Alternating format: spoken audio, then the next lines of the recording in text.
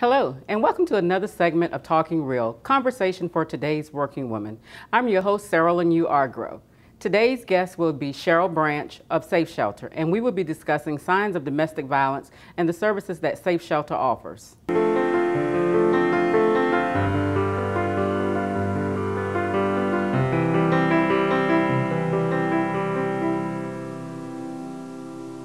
Hi, Cheryl. Hey, Sarah. How are you doing? I'm good. Good. Welcome to Talking Real, Conversation for Today's Working Woman. I am honored to have you on our show. If you would tell us a little bit about who you are and what organization you work for, and give us a phone number to begin with. Okay, I am Cheryl Branch, and I am the Executive Director of Safe Shelter in Savannah, which is Savannah's only shelter that is designated for victims of domestic violence and their children. Okay. And our crisis line number, 24 hours a day, you're never going to get an answer machine, is 629-8888. Okay, 629-8888. And with that being said, Cheryl, about approximately how many calls per day would you say that you actually get in? Oh my gosh, I don't know, but last year we got almost 2,000 crisis calls. That's a lot. And this is for this community, the Well, you know, area, our primary coverage area is Chatham County, but if it's somebody from another county, another state, if we have the bed space, then we'll take them. Okay, and what is the criteria to actually be a to be a victim and to be able to stay in Safe Shelter? The only criteria that we require is that it's intimate partner violence. Okay. Because there's a lot of mother, daughter, sister, brother kind of violence, and it can be something that's just happened. It could be something that happened a while ago, but baby, things are escalating and you're starting to get worried again. Okay. We don't require any visible injuries, police reports. Basically, we take you in on your word. Okay. So what are some of the signs of someone that's going through domestic violence, or if we had someone that wanted to get involved because they knew of someone that was going through domestic violence?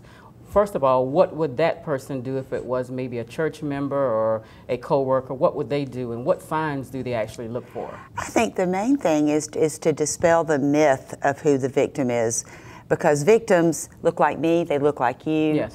They're professional women. I have been with Safe Shelter for 14 years, Okay. and the first 11 years I was with the outreach office. And I can honestly tell you that I've had clients that lived from the projects to the historic district to the beachfront.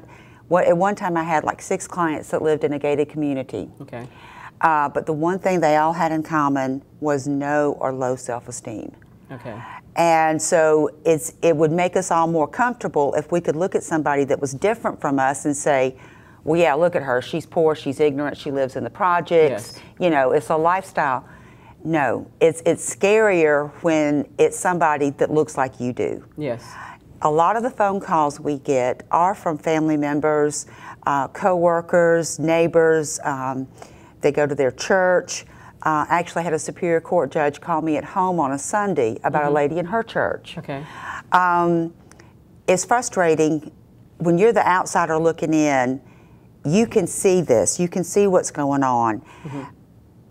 The hardest part is approaching that person, because it's human nature. Sarah Lynn, you could tell me, Cheryl, your son is the sorriest boy I've ever met. I get mad. I can say he is sorry and lazy. I don't want you to say he's sorry and lazy, and he's really not. Okay. But the point is, you know, you have to be very careful. And I think one of the first things, if somebody you know, I mean, let's face it, the most obvious thing are the injuries. Okay. I mean, we all have.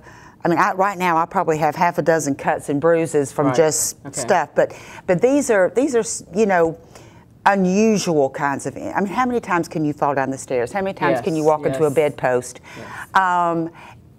A change in their demeanor, because a lot of times I think the worst violence is the emotional and the verbal abuse. Okay. Somebody that you're worried about, you don't want to come across and say, you know, that guy doesn't treat you right, he talks terrible to you, blah, blah, blah. She's going to defend him. Okay. So, you know, I'm worried about you.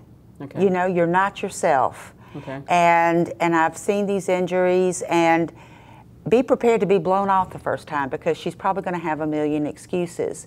Okay. But you want to leave the door open. Okay. And not preach and not lecture, not say things like, you're too smart, you're too intelligent, because that's going to make her retreat. And I really do believe that every victim has a moment, and you might be the first person that is there for that moment. Okay. So you want to be able to say, maybe I don't know what to do, but I know who to call. Okay.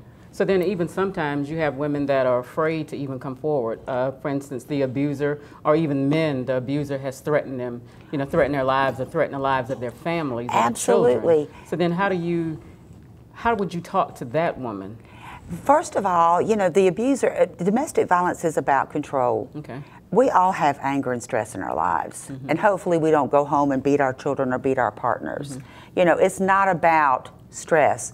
It's about how you can control that person. Okay. For example, I had a woman that was very successful. Her husband was a successful attorney. She had to park her car in the same tire marks every day. He checked the mileage. You know, he didn't lay a hand on her, Okay. but she couldn't put her finger on one penny of their assets, nothing. It was absolute control. She had X number of minutes to get to the Piggly Wiggly with this much money and get this and get back. Okay. So it's about control. I do want to mention also that Safe Shelter is also a nonprofit organization, and Yes. as you know, it takes funds to keep this organization Yes. running, and we know that this is a very worthwhile organization. So even if you want to do a small donation, $5, whatever you can, we'd appreciate that. Cheryl, thank Absolutely. you so much for being on the show, and I want you ladies to know that we are really talking real, and this is definitely conversation for today's working women. I'm Sarah Lynn Argro. See you next time.